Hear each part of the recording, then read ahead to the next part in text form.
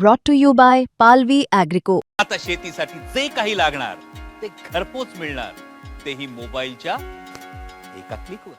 एक 21 वर्षांची मुलगी तिच्या आई आणि भावासोबत मार्केटमध्ये गेलेली असते. आधी सोनाराकडे जातात, तिथून काही सोन्या चांदीच्या गोष्टी असतात ते घेतात, मग आणखी एका ठिकाणी मार्केटमध्ये जातात.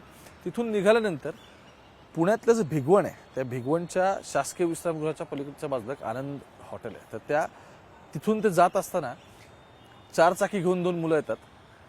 ती गाडी थांबते, एकाच्या हातात काहीतरी स्टिक सारखी गोष्टी असते, दुसरा येतो पुढे मिरची पूड टाकतो आणि हे करून त्या मुलीला हे 2 आरोपी घेऊन गाडीत टाकतात आणि पसार होतात. कुठे होतात? या सगळ्या घटनेला 24 तास उलटून गेले, अजून पोलीस या सगळ्याचा शोध घेत आहेत, कारण ही तिन्ही मंडळी अजून सापडलेली नाहीत. पण भिगवणसारख्या ठिकाणी भर मार्केटमध्ये हा प्रकार घडतो. या सगळ्याचा सीसीटीव्ही अजून पोलिसांना मिळत नाहीये. जे आहेत ते एव्हिडन्सेस ते कलेक्ट करतात, त्यानुसार तपास पण सुरू आहे. आणि आतापर्यंत जेव्हा मी व्हिडिओ रेकॉर्ड करतो अजून आरोपी आणि मुलगी काही सापडलेले नाहीत, ते कुठे त्यांचा ठाव ठिकाणा लागलेले नाहीत. पण मुद्दा असा आहे, कालपर्यंत तुम्ही त्या डोळ्यात मिरचीची पूड टाकून मुलीचं अपहरण झालं ही जी काही घटना ऐकली असेल, त्या सगळ्याची FIR मी आत्ता काढली आणि त्यानंतर आणखी या सगळ्यातले काही धक्कादायक खुलासे आता समोर येतात, म्हणून हा व्हिडिओ रेकॉर्ड करायला उभा राहिलो. खरं तर काल रात्रीपासून हिंदू संघटनांनी जाऊन तिथं आंदोलनं केली. आत्ता गोपीचंद पडळकरांना लगेच त्यांनी बोलून घेतलं, आमदारांना, ते तिथे आहेत. वातावरण टाईट आहे. पण याच्या पलीकडे जाऊन 3 अत्यंत महत्त्वाच्या गोष्टी घडल्यात. त्या काय त्या समजून घ्यायच्यात. त्यातली पहिली आहे, आत्ता मी ही आणलेली सगळी FIR, यातून तुम्हाला गोष्टी रिव्हील होतील. दुसरी आहे, याच्या मागून हे सगळं ड्राईव्ह नक्की कोण करतंय. आणि तिसरी सगळ्यात महत्त्वाची, जी आत्तापर्यंत याचा कुठेही खुलासा झालेला नाही, तो मुद्दा महत्त्वाचा म्हणजे की या सगळ्या प्रकरणामध्ये पोलिसांच्या हाती काही वेगळेच पुरावे लागलेत आणि ज्याचं क्रॉस व्हेरिफिकेशन, ज्या पुराव्यांच्या आधारे पोलीस हे आता सगळे टेक्निकल ॲनालिसिस करतायत आणि त्यातून हे संपूर्ण प्रकरण आत्ता आपण जे काय सगळं वरवर बघतोय त्याच्या एक्झॅक्ट दुसऱ्या शोरवर जाऊन उभं राहतं. नमस्कार, मी ओमकार. मुंबई तक में तुमच्या सगळ्यांचं स्वागत. आणि पुण्याच्या भिगवणमध्ये जो काय संपूर्ण प्रकार घडला, याच्यापासून अत्यंत वातावरण टाईट आहे आणि कोणत्या क्षणी दंगली होतील की काय इतकी तिथे आता परिस्थिती आहे आणि त्यामुळेच इतका पोलीस बंदोबस्त लागला आहे. काय घडलं आहे? आंतरधर्मीय विषय सोप्या भाषेत समजून घ्यायचं आहे. पटापट सुरू करू. सगळ्यात महत्त्वाची आधी FIR मी तुम्हाला सांगतो. या व्हिडिओच्या सुरुवातीला तुम्हाला 3 मुद्दे सांगितले होते, त्यातले 1 बाय 1 आपण करून घेऊ. 2 आरोपी आहेत त्या सगळ्यामध्ये. झहीर हरुण शेख एक आरोपी आहे, दुसरा आयान हरुण शेख हा आरोपी आहे. संबंधित FIR मध्ये मुलीचं सुद्धा नाव आहे, ज्यांनी FIR दिली तिच्या मातोश्री वगैरे या सगळ्यांची सुद्धा नावं आहेत. पण मुद्दा असा आहे की मुलीचं नाव मी डिस्क्लोज आत्ता करणार नाही. शी इज 21 इयर्स ओल्ड. ती म्हणजे 18 वयापेक्षा जास्त जरी असतं तरी सुद्धा तिथून सापडलेली नाही आहे आणि सापडल्यानंतर तपासात आणखी कोणत्या गोष्टी समोर येतील, त्यामुळे तिचं नाव मी आत्ता लगेच या सगळ्यामध्ये घेणार पण नाही. तिची आयडेंटिटी जपणं हे आत्ताच्या घडलं तरी माझं काम आहे. FIR दिलेली आहे 17 तारखेची ही सगळी आहे, कारण दुपारी 3:40 हा प्रकार मार्केटमध्ये घडला. मग FIR देणारी व्यक्ती काय म्हणते या सगळ्यामध्ये की माझी मुलगी, त्यानंतर माझा मुलगा आणि मी असे आम्ही 3 जण भिगवण इथे गेलेलो होतो सोनं खरेदी करण्यासाठी. लक्ष्मी ज्वेलर्स इथे आलेलो होतो. हा सोनं खरेदी करण्यासाठीचा आत्ताचा जो धागा आहे हा या व्हिडिओच्या शेवटीला मला न्यायचा आहे आणि तिथे तुम्हाला कळेल की मला जी तिसरी गोष्ट या सगळ्यामध्ये सांगायची ती इथे कनेक्ट कशी होते. आणि मग मी ज्या व्हिडिओच्या सुरुवातीला उल्लेख केला होता की ते कळल्यानंतर कदाचित आपण ज्या सगळ्याचा विचार करतो त्याच्या एक्झॅक्टली दुसऱ्या किनाऱ्यावर जाऊन हे प्रकरण उभं राहतं. त्यामुळे हे लक्ष्मी ज्वेलर्स इथे सोनं खरेदी करण्यासाठी का आले होते हे लक्षात ठेवा. तक्रारदार असं म्हणतात की माझी मुलगी जी 21 वर्षांची आहे ती, त्यानंतर माझा मुलगा आणि मी भिगवण इथे गेलेलो होतो सोनं खरेदी करायला लक्ष्मी ज्वेलर्सपाशी. दुपारी 3:40 सुमारे सोनं खरेदी करून आम्ही भिगवण विश्रामगृहाच्या पाठीमागच्या रोडने जात होतो. तिथे आनंद हॉटेलच्या पाठीमागे आल्या असता आमच्या शेजारी राहणारे, म्हणजे हे मंडळी जिथे कुठे राहतात तिथे त्यांच्या शेजारी राहणारे झहीर हरुण शेख आणि त्याचा भाऊ आयान हरुण शेख, सख्खे भाऊ आहेत 2 जण. हे दोघंही जण सिल्वर रंगाच्या एक मोटरसायकल होती त्याच्या बाजूला येऊन थांबलेले होते.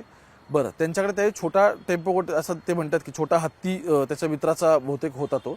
मग ते असं म्हणतात की त्यांच्यापैकी झहीर शेख याच्या हातात लाकडी दांडका होता. दोघेही माझ्या मुलीकडे तिला पकडायला त्यांनी सुरुवात केली आणि माझ्या कायदेशीर रखवालीतून घेऊन जाऊ लागले. त्यामुळे अर्थात मी त्याला विरोध केला. मग मी विरोध केल्यानंतर यातल्या झहीर शेख याने मला लाकडी दांडक्याने उगारून त्याच्यासोबत असलेला त्याचा जो भाऊ आहे आयान शेख, आत्ता हे 2 आरोपी आहेत, यांनी माझा मुलगा व माझ्या या दोघांच्याही डोळ्यामध्ये त्यांनी मिरची पूड टाकली. लगेच आता ती मिरची पूड टाकली त्यानंतर हे दोघे माझ्या मुलीच्या हाताला धरून माझ्या कायदेशीर कस्टडीतून, म्हणजे अर्थात मुली 21 वर्षाची असली तरी सुद्धा ती त्यावेळी तिच्या आईसोबत होती. त्यामुळे ते म्हणतात की ह्या दोघांनी सुद्धा माझ्या हातात माझ्या मुलीला धरून तिला जबरदस्तीने ओढून नेलं. वर जवळील जो छोटा हत्ती वगैरे होता त्यामुळे ते घेऊन गेले. आणि त्यानंतर मग ती म्हणते की माझ्या मुलीचं हे असं असं वर्णन आहे. ती बाकी सगळं तिचं शिक्षण त्यांनी लिहिलं आहे की रंग गोरा आहे, उंची 5 फूट आहे वगैरे, असं अंगाने 5.5 अशा सगळ्या गोष्टी लिहिल्या आहेत. म्हणून मग ह्या असं म्हणतात की 17 तारखेला दुपारी 3:40 भिगवणच्या इथे जे विश्रामगृह आहे त्या विश्रामगृहाच्या हॉटेलच्या पाठीमागे जेव्हा मी, माझी मुलगी आणि माझा मुलगा आम्ही जेव्हा तिघं सगळे चाललेलो होतो, मोटरसायकलवर आम्ही जात असताना हा जो हरुण आणि अयान हे झहीर आणि अयान हे दोघं शेख आहेत, हरुण शेख यांची दोन्ही मुलं आहेत, हे दोघे तिथे आले.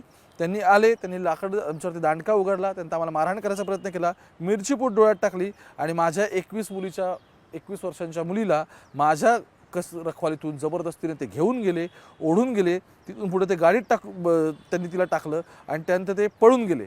आणि मग ते असं म्हणतात, तक्रारदार महिला असं म्हणतात की मग माझ्याकडील दुपारी खरेदी केलेली नथ, चांदीची अंगठी दोघांनी सुद्धा हिसकवून नेली. आणि त्यामुळेच माझी झहीर हरुण शेख आणि त्याचा भाऊ अयान हरुण शेख या दोघांच्या विरोधात कायदेशीर तक्रार आहे. वरील संगणकावरून घेतलेली फिर्याद मी वाचून पाहिलं आहे आणि मी सांगते त्यानुसार तो बरोबर आहे. आणि पुढे मग हे ठाणे अंमलदाराच्या याच्यावरती सही अशी सगळी FIR आहेत. सेक्शन्स काय लागले आता या सगळ्यामध्ये? एक 137चं 2 सेक्शन लागलं आहे. हे क्लिअर दाखवते की किडनॅपिंगचं सेक्शन आहे.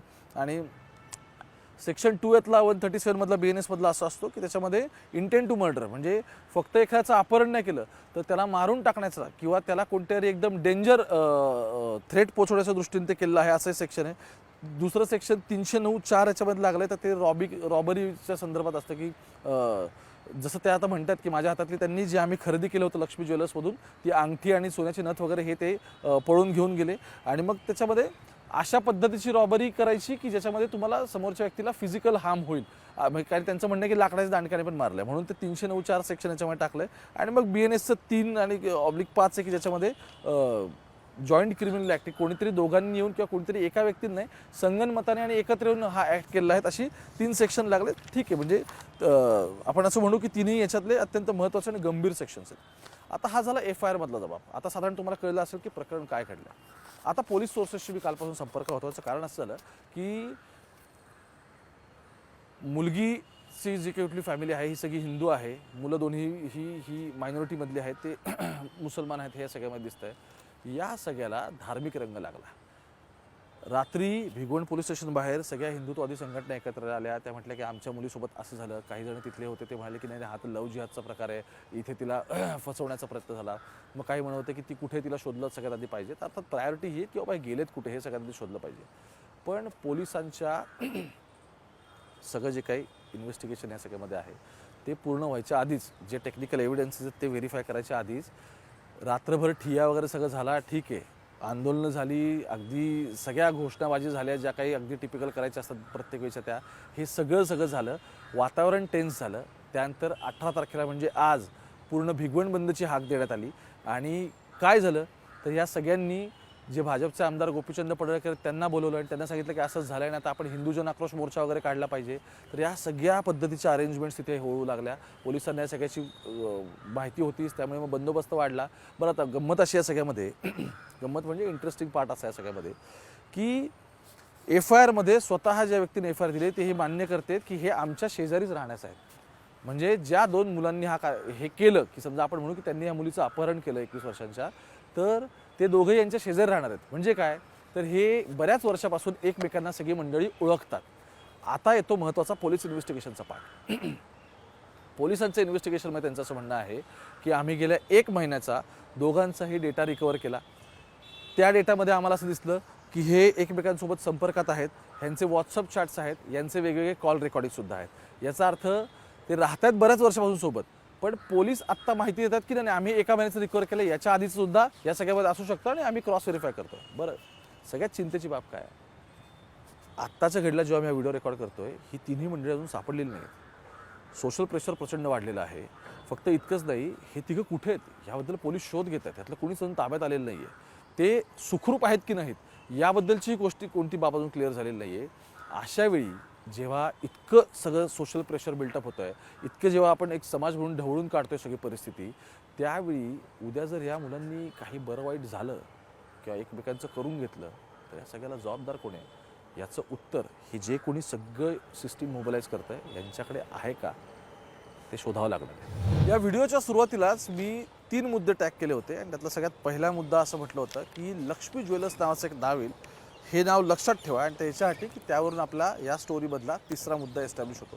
असं कारणच असं आहे की जेव्हा मी पोलीस सोर्सेसशी या सगळ्या प्रकरणात बोललो तेव्हा त्यांनी सांगितलं की ही या मुलीचं लवकरच स्थळ बघितलं जात होतं आणि लवकरच ती मुलगी विवाहबंधनात अडकणार होती. अर्थात घरच्यांनीच या सगळ्या गोष्टी फायनलाईज केल्या असाव्यात आणि त्यासाठीच्या काही शॉपिंगसाठी हे लक्ष्मी ज्वेलर्स तिथे पोहोचलेले होते. आता गुन्हा तर हा सगळा दिसतोय की आपल्याला एकदम गंभीर स्वरूपाचा दाखल करण्यात आला आहे. वेगवेगळे सेक्शन जे मगाशी तुम्हाला वाचून दाखवले, पण व्हिडिओ रेकॉर्ड करत असतानाच आता ह्या सगळ्या मुलीचं मी म्हटलं की ती नक्की कोणत्या परिस्थितीत आहे काय नाही आधी हे तरी आपल्याला कळलं पाहिजे आणि मग त्या सगळ्या गोष्टी पुढे येतील. हिंदू किंवा वेगवेगळ्या बाकी ज्या काही संघटना आहेत त्यांनी आक्रोश केला. ते म्हटलं की नाही हे अत्यंत चुकीचं चाललं आहे. तर अशाच वेळी ह्या मुलीचा व्हिडिओ आलेला आहे आणि ह्या व्हिडिओमध्ये ती क्लिअर मुलासोबत बसली. ती म्हणते की जे काही घडलं जे काही झालं ते क्लिअरली ती हे सांगते की हे माझ्या मनाविरोधात झालेलं नाही आहे. मी माझ्या मनाने याच्यासोबत आलेली आहे. मला त्याने बिलकुल पळवून नेलेलं नाही. मी सुखरूप आहे. आमच्या दोघांचे बऱ्याच वर्षांपासूनचे प्रेम संबंध होते आणि त्यातूनच आम्ही आलो. सगळ्यात महत्त्वाचा तिने मेसेज केला आहे की या सगळ्यावरून जे जे स्वतःची राजकीय पोळी भाजून घ्यायचा प्रयत्न करतायत तर त्यांनी ते करू दे असं क्लिअर तिने या व्हिडिओमध्ये म्हटलेलं आहे. मी ज्या सुरुवातीपासून काही शंका उपस्थित करत होतो आणि त्यासाठी FIR आणली की नक्की FIRमध्ये काय आहे आणि मी शेवटचा मुद्दा तुम्हाला म्हटलं होतं की यातला तिसरा अँगल यासाठी समजून घेतला पाहिजे की ज्यावेळी पोलिसांकडे हे एव्हिडन्सेस होते की हे दोघे एकमेकांच्या संपर्कात आहेत, ज्यावेळी या FIRमधल्या तक्रारदारानेच हे सांगितलं होतं की आमच्या शेजारच्या म्हणजे तुमच्या परिसरातल्या राहणारा तुमच्या बाजूचा कोणतरी व्यक्ती आहे, ते 2 आले आणि ते तुमच्या मुली तिथून घेऊन गेले. आता असं सगळं झालेलं असताना त्यांच्यामध्ये याच्या आधी काही होतं का हे पोलिसांनी शोधायचा प्रयत्न केला. बघ हा अँगल एस्टॅब्लिश झाला की त्या दोघांमध्ये सुद्धा याच्या आधी चॅटिंग्स होते, त्यांचे कॉन्व्हर्सेशन्स होते, त्यांचे कॉल रेकॉर्ड्स होते. घरच्यांना हे सगळं माहीत नव्हतं आणि त्यातून आंतरधर्मीय असल्यामुळे तर अगदीच या सगळ्याचा म्हणजे प्रॉब्लेम क्रिएट होणार होता. आणि त्याचमुळे आता असं दिसतंय की मुलगीने स्वतःने व्हिडिओ रेकॉर्ड केला आहे. ती म्हणते मी सुखरूप आहे, मला काही झालेलं नाही आणि आमचं प्रेम संबंध होते म्हणूनच मी निघून आलेली आहे. सो ही जी काही FIR याच्यामध्ये रॉबरी म्हटलेलं आहे, किडनॅपिंग म्हटलेलं आहे, 3-5 हे सगळे जॉईंट त्यांनी क्रिमिनल ॲक्ट केलेलं आहे. या गोष्टी आता किती स्टँड होतील आणि ज्या अँगलने पोलीस तपास करत होते त्याच्यामध्ये आणखी किती अँगल्स एस्टॅब्लिश होतात हे बघणं महत्त्वाचं आहे. पण मला खूप सुरुवातीपासून काळजी लागून होती. आता त्यातली एक गोष्ट तरी तसल्ली की बात आहे की हे कुठे आहेत आणि काय नाही हे पोलीस रिकवर करतील, पण घरच्यांपर्यंत आणि पोलिसांपर्यंत त्यांचा व्हिडिओ आला आहे की मी सुखरूप आहे, की माझ्या मर्जीने इथे निघून आलेली आहे आणि माझे त्याच्यासोबतचे प्रेमसंबंध आहेत म्हणूनच मी हे केलं आहे. यानंतर ज्या संघटना तिथे वातावरण तयार करण्यासाठी सगळ्या जमलेल्या होत्या की ज्या पद्धतीचं वातावरण भिगवणमध्ये तयार झालं की अगदी जसं मागच्या यवतमध्ये झालेलं होतं की आरोपींची घरच अगदी तोडली जाली वगैरे इतकं सगळं झालं, मग दंगल सदृश्य परिस्थिती झाली, लॉ अँड ऑर्डरचे इश्यू झाले. आत्तासुद्धा त्याच परिस्थिती इथे निर्माण होण्याची शक्यता होती आणि म्हणूनच आरोपींच्या घराचे ते सुद्धा मोठा पोलीस बंदोबस्त लागला होता. मीडियालासुद्धा जवळपास जाऊ दिलं जात नव्हतं आणि म्हणून पोलीस सगळी इतकी प्रिकॉशन घेत होते. पण ॲट द एंड काय सगळं निघालेलं आहे की डोळ्यात मिरचीपूट टाकलेली असेल की दांडक्याने मारहाण झाली असेल, असं सगळं जरी काही झालं असेल असं म्हणत असतील तरीसुद्धा मूळ मुद्दा असा आहे की या दोघांचे एकमेकांवरती प्रेमसंबंध होते. आता त्याला धार्मिक रंग द्यायचा, आणखी कोणता आपल्याकडे जातीय रंगही फार पटकन सगळ्या गोष्टीला लागतात किंवा आणखी काय करायचं आहे, या ह्या प्रश्नांची उत्तरं समाज म्हणून आपण सगळ्यांनी शोधली पाहिजे. वाईट काय वाटतं, छत्रपतींची जयंती आहे, 19 तारखेला सगळा महाराष्ट्रभरात हा सण म्हणून साजरा केला जाणार आहे. त्याच्या पूर्वसंध्येच्या ह्या सगळ्या घडामोडी कुठल्या त्याने पुण्यातल्याच. मुंबई तक बघत राहा, सगळ्या डिटेल्स तुमच्यापर्यंत पोहोचवणार आहे आणि कोणाचा प्रोपगंडा काय आहे, कोणाचा काय अजेंडा आहे, कोणाला नक्की काय पुढे रेटून न्यायचं आहे, त्याच्यावरती पॉलिटिक्स काय चाललं आहे, याच्या पुढे जाऊन ना इन्व्हेस्टिगेशनमध्ये काय मिळतं आहे, तपासात कोणते डिटेल्स येत आहेत आणि ते तपशील तुमच्यापर्यंत पोहोचवण्याचा आणि ते थेट ही सगळी कागद घेऊन येण्याचा हा प्रयत्न आहे. त्यासाठीच मुंबईत पहा, कॅमेरा पर्सन गोपाळसोबत मी ओंकार, थेट पुण्यावरून.